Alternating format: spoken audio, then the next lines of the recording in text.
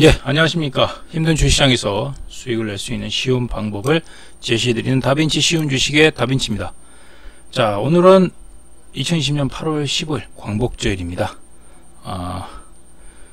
일단은 뭐 저희 독립 유공자분들 또 그리고 독립지사분들 위해서 저희 한번 기도도 좀 하고요. 그분들이 없으면 저희들도 없는 거죠. 그래도 이렇게 좀 쉴 수 있으니까 그 감사함을 또 우리가 기억하고 또 하루를 좀 보냈으면 하는 바람입니다. 자, 오늘 제가 이제 뭐 말씀드릴 거는 저번에 제가 CATL 투자 대규모 투자 계획 발표로 인해서 제가 2차전지 관련주에 대해서 간단하게 좀 언급을 드렸죠.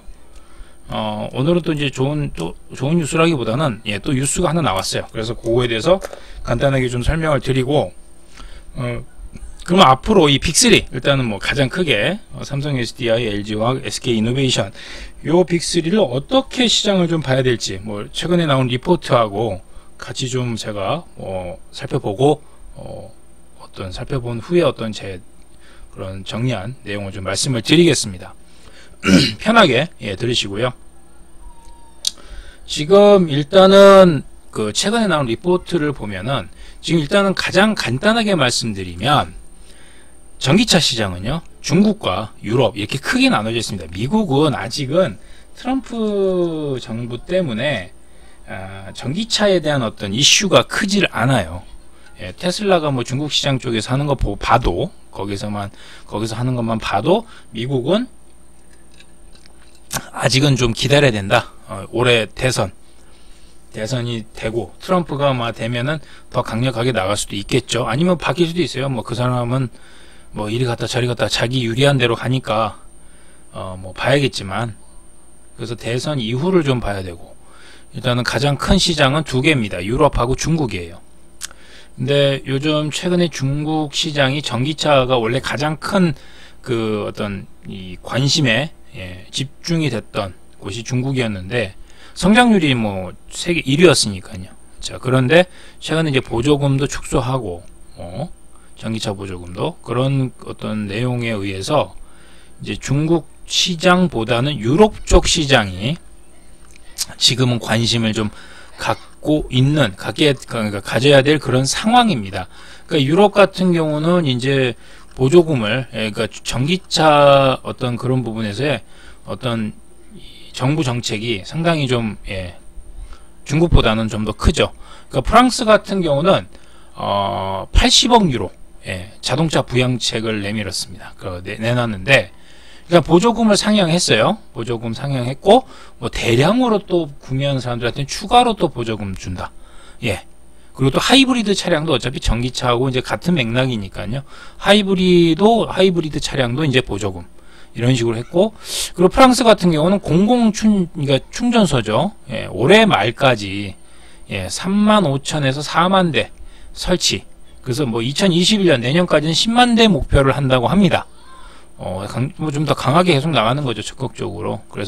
그리고 이제 내연기관에서 이제 전기차 같은 친환경 차량으로 전환했을 때도 또 지원을 해주죠. 또 신규로 뭐 전기차 전환했을 때도 지원을 해주고요. 일단 이런 부분에서 일단은 이 친환경 정책을 하고, 차량 생산 목표는 25년까지 100만 대 전기차. 25년까지 100만 대 전기차 생산을 지원한다. 그러니까 아직도 계속 전기차는요 계속 만들어야 돼요. 아직 내연기관이 비중이 아직은 많습니다. 전체 시장에서는, 글로벌 시장에서는. 근데 몇 년 전만 해도 지금보다도 더 많았어요. 내연기관이요. 뭐 그냥 간단하게 말씀드리면 15년으로 가죠. 15년 그리고 10년, 그러니까 5년 주기로 한번 가볼게요. 엄청납니다. 10년보다 15년대의 내연기관, 그러니까 전기차 흐름하고 별 차이가 없었어요. 그런데 15년하고 지금 20년도는 엄청난 차이가 났습니다. 그러니까 10년과 15년 사이 5년 동안의 어떤 전기차의 어떤 시장 점유율? 그거하고 2015년하고 20년의 어떤 시장 점유율이 엄청난 차이가 납니다. 지금은 엄청나게 지금 증가하고 있어요. 그러니까 속도로, 상대적으로. 그러면 이제 25년 어떻게 될까요? 더 크겠죠. 자, 그러면 독일을 한번 볼게요. 독일은 프랑스보다 더 많아요. 프랑스는 80억 유로잖아요. 독일은 1,300억 유로입니다. 예. 그 여기서도 이제 정부 보조금 이제 있고요. 예. 그리고 이제 충전소나 배터리 셀 공장 요것도 돈을 또 하기 위해서 이제 투자합니다. 예. 자, 이런 식으로 독일과 프랑스 대표적인 이 두 나라 EU의 두 나라에서 어떤 친환경 정책을 보면은 이제 중국 시장도 물론 합니다만 하고 있습니다만 예전보다는 많이 좀 축소가 됐어요. 그만큼 이제 뭐 중국 로컬 업체들이 뭐 좀 제대로 그러니까 어느 정도는 뭐 기술력이 있다라고 판단한 것 같은데 저는 모르겠습니다. 저는 그 부분에서 아직까지도 물음표를 갖고 있고 그리고 이제 그거를 좀 더 커버해 줄 수 있는 게 이제 CATL이 어제 말씀드렸듯이 며칠 전에 말씀드렸듯이 이제 대규모 투자 계획 요 부분에 어떤 이제 그 뭐랄까요 중국에서의 어떤 보조금 축소에 따른 이제 그 뭐랄까요 그 부분을 부족한 부분을 CATL이 좀 메꿔주는 게 아닌가 메워주는 게 아닌가라는 생각을 하고 있는데 일단은 지금은 유럽 쪽의 시장으로 지금 일단은 힘이 좀 갔습니다. 힘이 좀 갔기 때문에 이쪽으로 이제 봐야 되는 거죠. 그래서 우리나라 이제 뭐 빅3 하면은 이제 뭐 삼성 SDI, 그다음에 LG화학, SK이노베이션 이 세 개를 가장 이제 크게 보고 있고요. 이제 이 두 회사를 이제 놓고 봤을 때 2019년도에는 이 중국의 전기차 시장 점유율이 전체 글로벌 시장에서 53%를 차지했는데 2020년도 이제 상반기죠. 이번에 상반기에는 전체 시장에서 중국이 차지하는 시장이요. 자, 53%에서 작년에 지금은 39%로 줄었습니다. 그럼 나머지는 늘었다는 건데 어딜까요? 주로 유럽이죠. 자, 북미는 일단은 제외해야 돼요. 북미는 아직은 아닙니다. 미국은 아니에요. 미국은 아니라서 그러니까 이쪽보다는 지금 유럽 쪽이 늘었다. 그렇다면 타겟을 물론 중국을 제외할 수는 없습니다만 그 전보다는 타겟 마케팅을 유럽 쪽에다가 둬야 된다라는 게 이제 수치상으로 봤을 때 계획 전략 계획이 채워질 겁니다. 자, 그런데 이제 리스크도 생각을 뭐 해봐야 돼요. 일단은 뭐 리포트에서도 나오는 건 뭐냐면 제가 이제 그 전에도 몇 번 말씀드렸지만 공매도입니다.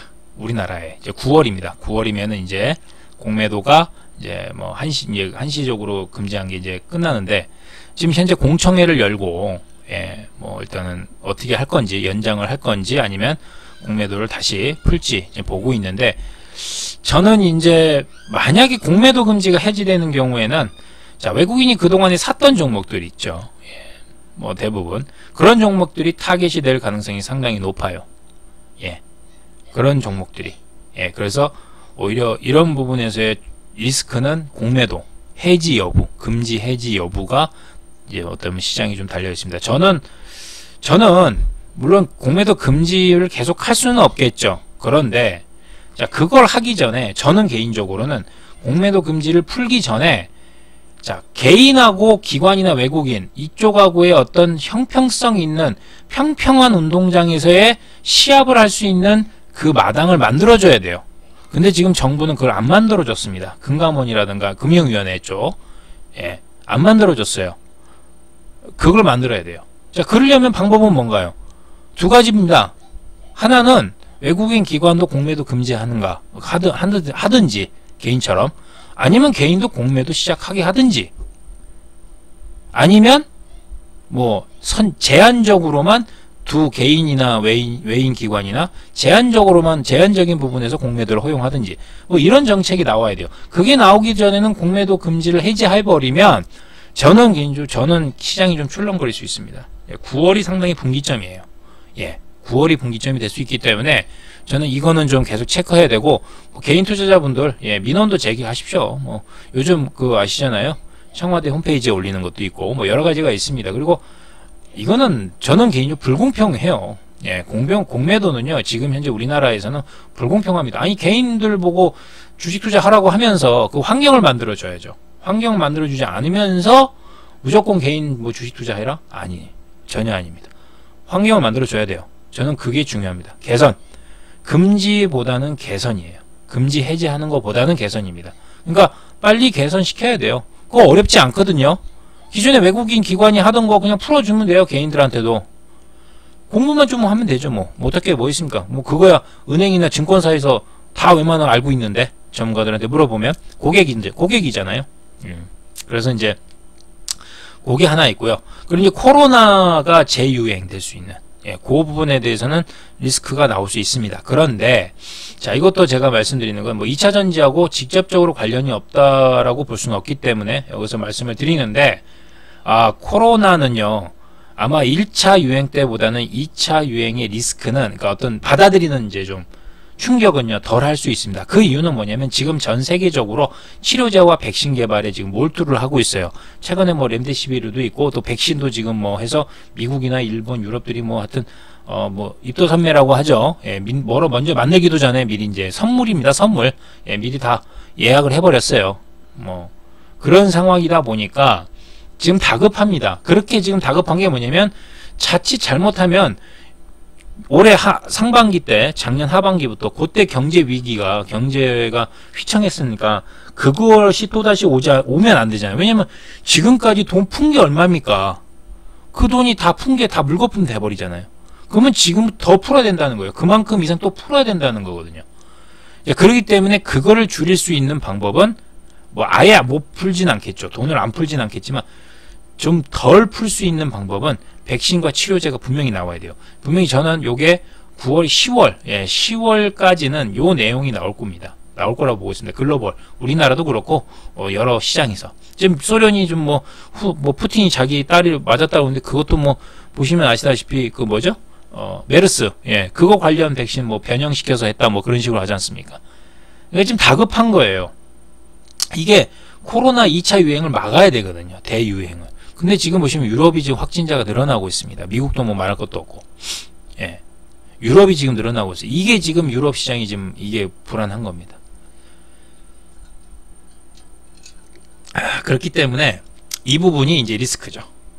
그게 제가 볼 땐 가장 큰 두 개입니다. 두 가지 리스크인데 이거는 이제 지켜봐야 됩니다. 지켜봐야 되기 때문에 이걸 예측하고 하려면 지금 주식 하면 안 되겠죠. 하면 안 되잖아요. 9월 지나고 나서는 하셔야겠죠.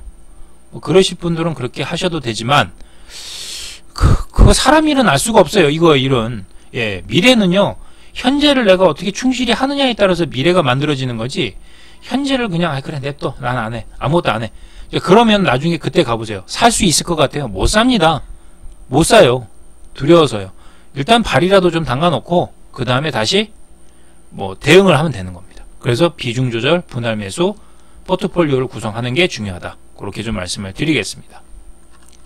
자, 그래서 일단은 그 정도 내용을 좀 간단하게 말씀드렸고, 요것도 제가 리포트를 카페에다 좀 올려드리겠습니다. 자, 그러면 이제 뭐 빅3에 대한 내용을 간단하게 좀 말씀드리면, 자, 결론만 말씀드리면 삼성 SDI, LG화학, SK이노베이션은 전기차 빅3지만 달라요. 같지만 좀 다릅니다. 이유는 뭔지 아실 겁니다. 삼성 SDI는 배터리만 만들어요. 배터리가 주력입니다. EV와 ESS 이 성장에 따른 배터리를 만듭니다. 그런데 LG화학과 SK이노베이션은 아시겠지만 달라요. LG화학, SK이노베이션 뭐죠? 화학 쪽 하잖아요. 화학 쪽을 합니다. 자, 요번에 2분기 실적도 LG화학 같은 경우도 배터리 시장, 배터리 쪽 부문이 성장을 했어요. 이제 화학 쪽은 그냥 그나마 현상 유지만 한 겁니다. 화학 쪽은. 근데 배터리 쪽은 그래도 성장을 했습니다.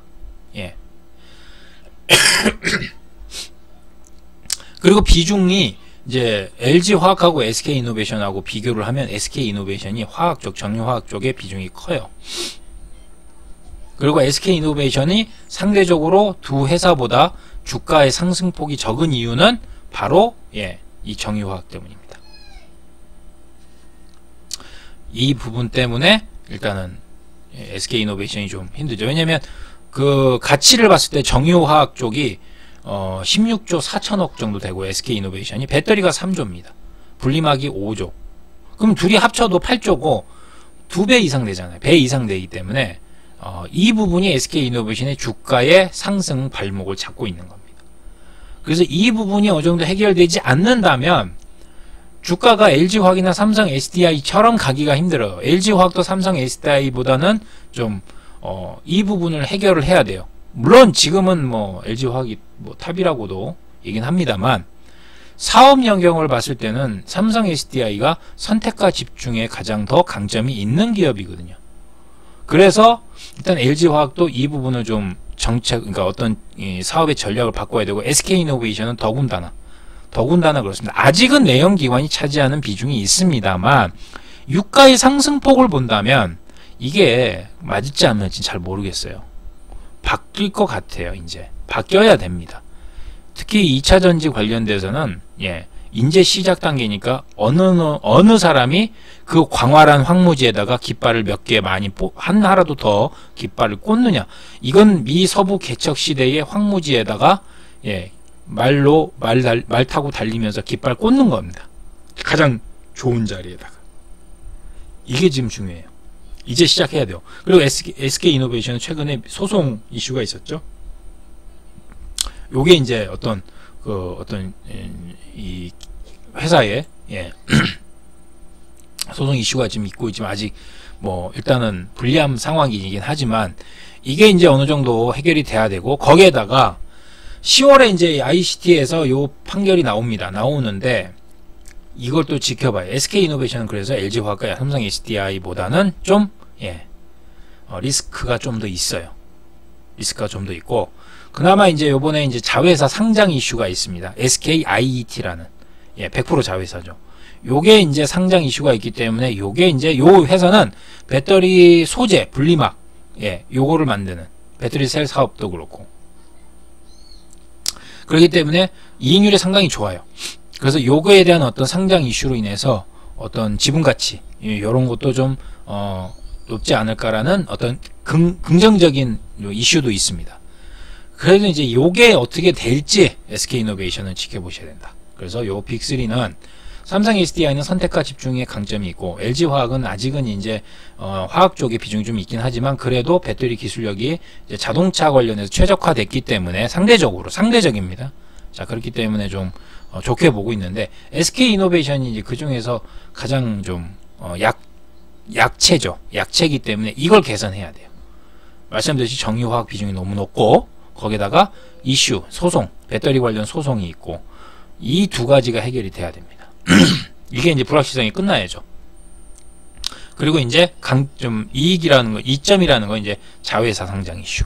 요걸 보시면 됩니다. 그래서 요렇게 좀 일단 보시면 되겠고, 일단 제가 1부는 요 정도만 간단하게 말씀드리고 이제 2부 때 가장 중요한 내용을 좀 말씀을 드리겠습니다. 그래서 2부 때 왜 제가 지금 이 모건 스탠리 보고서 나온 거 요거를 좀 설명을 드릴 겁니다. 지금부터 앞에 것도 물론 지금도 중요하지만 지금부터가 더 중요하다. 그러니까 꼭 보시고요. 자, 2부 때 다시 뵙도록